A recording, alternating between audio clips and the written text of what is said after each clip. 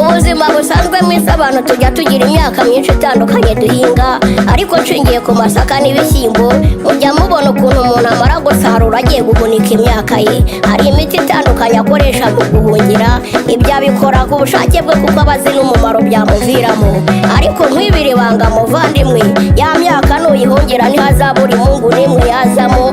Gusa isaka cyangwa igishyimbo kizaba cyafashe uwo muti, iyo mungu ntizabasha kwinjira imbere. N'umuntu wihaye Imana niko namugereranya, kuko atazabura ibimurwanya.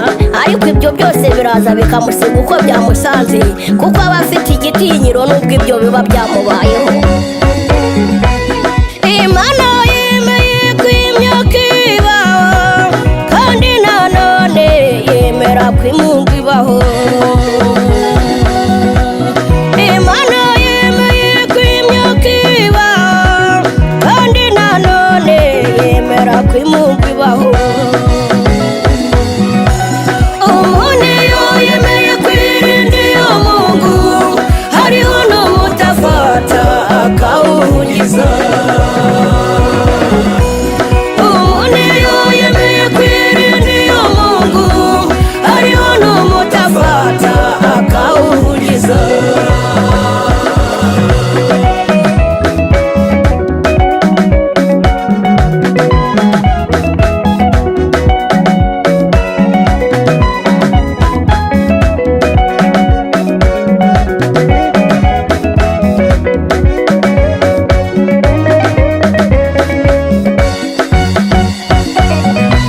Nubwo Imana yemeye ko iyo mungu ibaho, nanone yagiye yitanga imiti yo kuyica.